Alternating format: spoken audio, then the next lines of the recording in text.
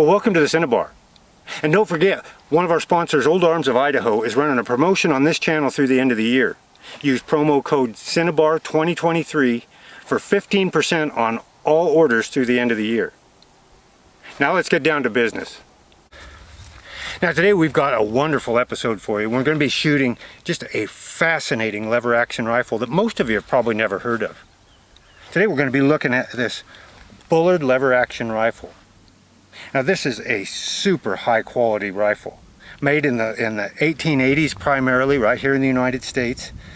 And you know, most of you, if you watch this channel, know that I love my old lever actions, the Winchesters, the Marlins, Savages, the Colt Lightning slide action rifles and Burgess lever actions. But this thing is a much higher quality rifle. In fact, comparing this to those makes is a little bit like comparing a Ford, Chevy, or Dodge to, say, a Lamborghini. There's that much difference. And most people have handled these would say that they are the highest quality lever action rifle ever made. And I'd have to count myself among those. So let's take a little closer look at this one, and we'll talk about what makes these things so high quality and so innovative, and some of the designs that were so unique to this rifle. Now, James Bullard, who designed these rifles, had been a master mechanic for Smith & Wesson, who went out on his own in about 1881 to start building his own rifles. Now, they built both repeaters and single shots. Now, this particular rifle is a large frame in .40 caliber. And they also had a small frame version, and then they built single shots as well. And all totaled, with all production and all rifles, was around 10 to 12,000, as near as I can tell from reference materials. There were about 1,700 of these large frames made, even less of the small frames, and the rest the single shot rifles. And so they're very scarce. They're very small production numbers, particularly of the repeating rifles. Hard to come by these days.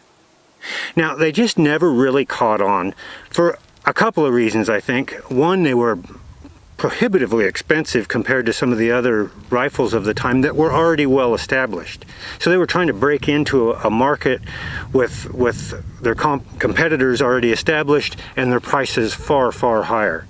The other problem that they had is that most of them were chambered in proprietary Bullard cartridges. So you can imagine, with so few guns out there, that most places, particularly out here in the remote West, it would have been virtually impossible to get ammunition for these rifles. So between the two, they just really never caught on, and even by 1885 or so, shortly into the company's lifespan, James Bullard left the company and went on to other things. He was quite an inventor. In fact, he had all sorts of patents for different things, including even a steam-driven automobile. But his legacy lives on with these really innovative and high-quality lever actions that he made.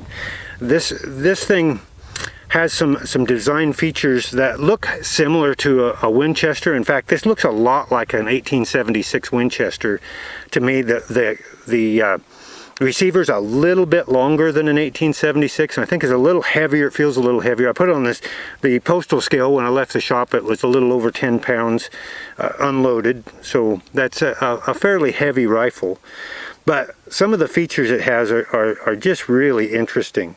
And we talked about it being just butter smooth, the action on this thing. And there's a reason for that.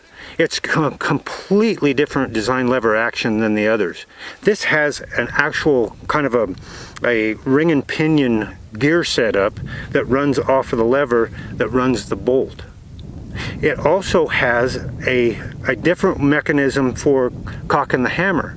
This thing, if you have the hammer down like this and work the action, it doesn't feel any different than if the hammer's cocked and you work the action. Now, that's completely different than any of the other lever actions that we're used to.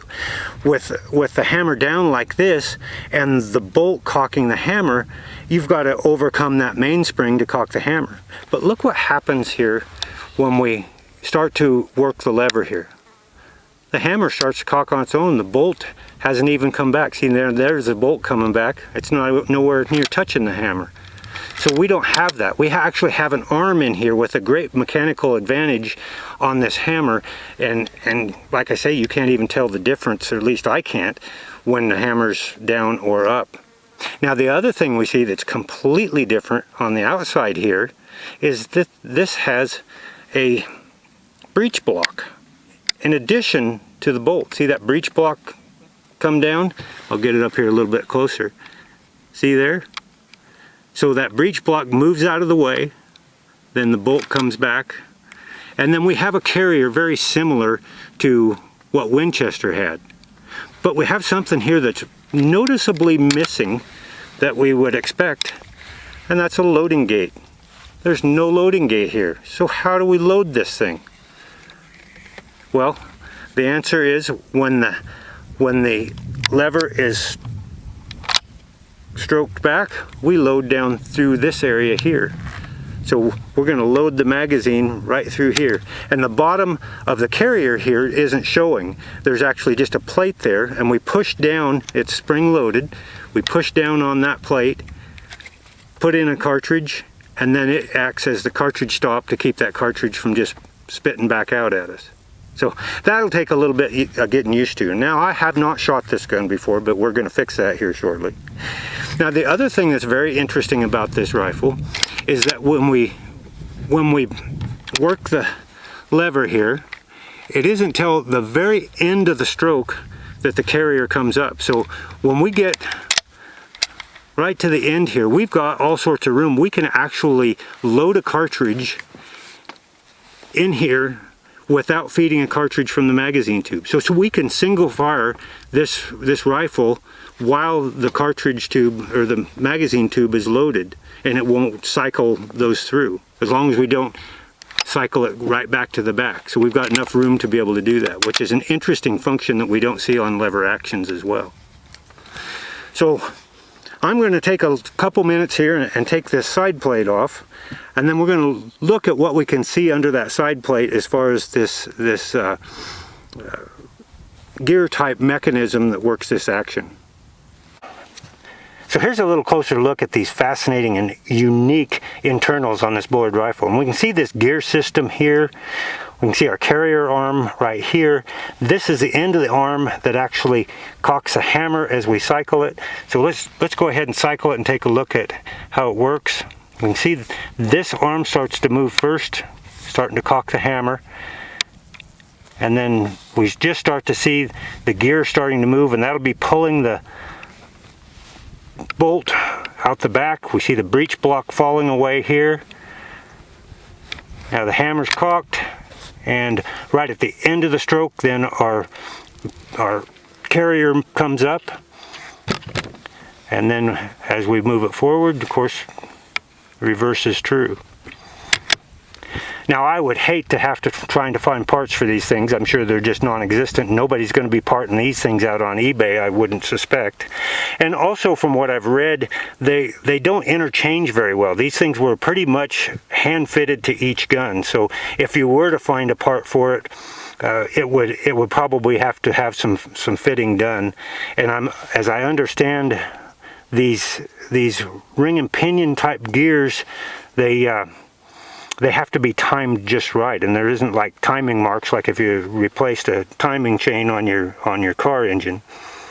So interesting one if you ever had to work on one. The nice thing is they have a reputation of being pretty well bulletproof. It's very, very rare for one not to function just as it did when it left the factory in the 1880s. Now let's talk a little bit about Bullard ammunition. Now I mentioned earlier that Bullard had a full line of proprietary cartridges that they designed themselves, from 38 caliber all the way up to 50 caliber. And their 50 caliber is kind of interesting. The 50-115 came out about the same time as Winchester's 50-110. But Bullard's design was actually considered the first solid head semi-rimmed cartridge ever produced. Now Bullard, he never patented any of his cartridge designs, although he had some patents for cartridge manufacturing, so those designs were out there for anybody to copy, and of course that semi-rimmed solid head became more of a standard later on. Okay, so The problem with these proprietary cartridges is a lot of them are extremely hard to get today. But fortunately for us, a couple of the cartridges are dimensionally identical to some of our standard Winchester cartridges, and this particular rifle is chambered in 40-70, which is dimensionally identical to 40-65 Winchester. So we can shoot 40-65 Winchester through these with no problem at all. Now they have a 45-85, which is very similar to the 45-70 government. So much like the Colt Lightning large frames that had a 45-85 cartridge, 45-70s can be shot through those. So we're going to take a few shots here. This is the first time I've ever shot it, so we're up close on a target here. We're using some Lodex 40-70 or 40-65, excuse me, that I've had really good luck with in some 1886 Winchesters. So I'm hoping that they'll shoot well. Now these Bullards have a reputation of being extremely accurate, so I'm hopeful that this one will be. As I mentioned earlier, it's got a near perfect bore. So let's see about loading this thing. It's going to be a little bit different loading through the bottom down here. So we'll open up the action here, and of course we can turn it upside down where we can see what's going on. Load it in there, works quite nicely. I think in the field you'd probably get used to loading this way. See how that goes. Actually very nicely, pretty easy. I think actually it loads a little easier than some with a loading gate on the side. You know, some of those, particularly with little short cartridges, are difficult to load. Okay, so we're ready to do some shooting. We'll go ahead and get set up here. We're going to take 3 shots and just see how they group up here real close. We're at about 25 yards here, about pistol cartridge range. Okay, so let's cycle this in. Oh, I love that. Alrighty.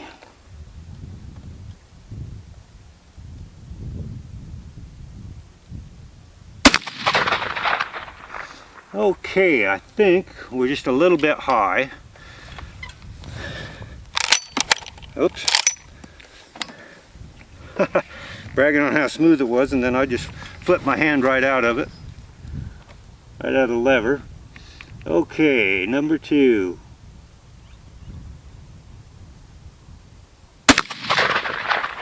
Okay. Oh, that was smooth. I do love this rifle.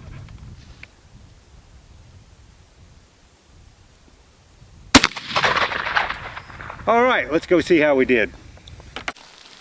Now as we walk up on this target, I gotta say that's pretty decent accuracy, even if it is up close. You can see we're right on for windage, but we're about 4.5 inches high, so might have to be looking for a taller front sight. Although with a windage as perfect as that is, I'd hate to touch those sights. You know, maybe at ranges that we'd be taking shots around here for hunting, that 4.5 inches high at 25 yards wouldn't be a bad choice. Let's see if we can't go kill a few milk jugs. Okay, so we're going to load up 5 rounds for 4 jugs. Hopefully that's not wishful thinking. We're going to practice a little bit here on loading through the bottom, because it is a little different. It's actually going pretty smooth. The worst part is just hanging on to the 5 loose rounds.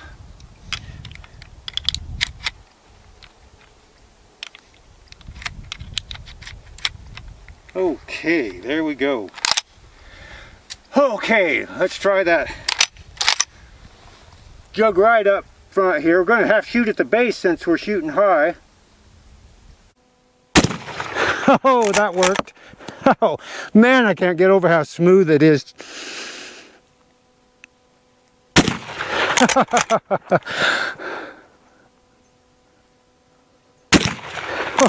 Oh, now we got one way up the hill there. Let's see how we do with it. I'm going to shoot kind of the middle or the lower third of it.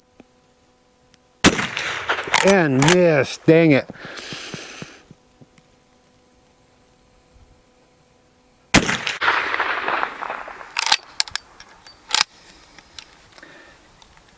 Well, I guess that just means we're going to have to work up some loads and come out and do some proper development and getting this thing zeroed in at distance, because I'm really kind of thinking this might be my deer rifle this year. Now before we take off, I got to point one thing out. Right here in front of our shooting bench, there's a pretty healthy pile of bear droppings. And as we look up the hill here, we're just right on the edge of a nice little ponderosa pine plantation. So I guess that answers that age-old question. Does a bear It's been a real pleasure. Now, keep an eye out for future episodes. I don't think we're done shooting this Bullard, not by a long shot. So thanks for joining us today, and as always, until next time, happy trails from the Cinnabar.